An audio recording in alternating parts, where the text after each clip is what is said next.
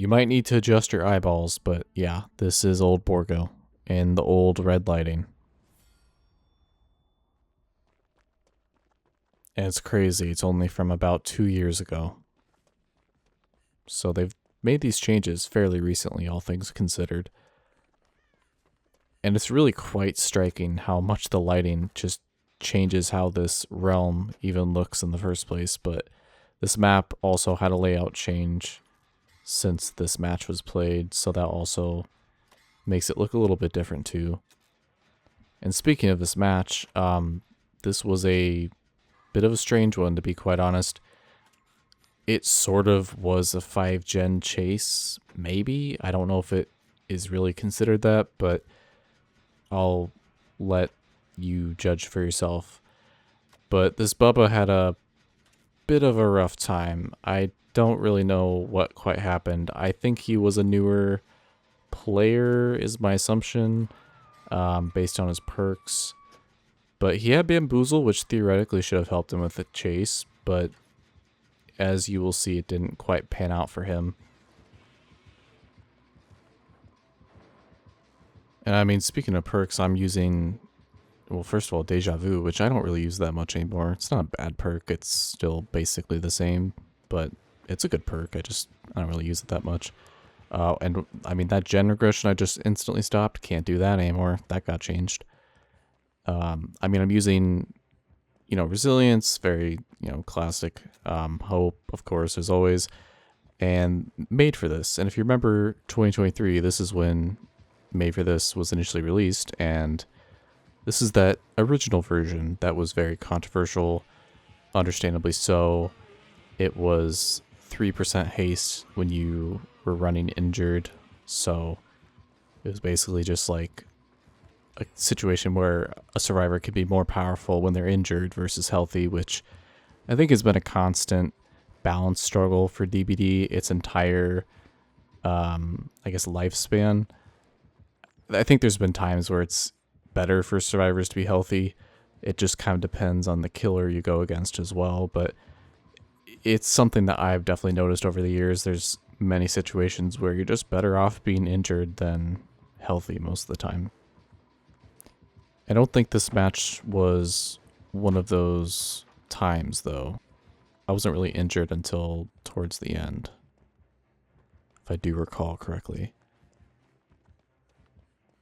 And also, this map, is it just me? It just looks so cluttered. Like, there is just crap and junk everywhere. Like, just in random spots. Like, some of these things aren't even fully loops. They're just, just cluttered junk everywhere. It's like they're trying to copy, the new version of, Auto Haven that they, there's old Auto Haven and there's the new version they made a few years ago. It's kind of what it feels like they're trying to replicate, but look at all this pile of crap everywhere. It's like, what is this? I don't really understand what they're trying to go for with this map. I guess it is supposed to be a more, I don't know, what is the time period for this map setting? 1500s? I'm just guessing. Maybe that's what they were trying to go for, I guess, is you're going to have pile of resources everywhere, but it just looks weird for DBD.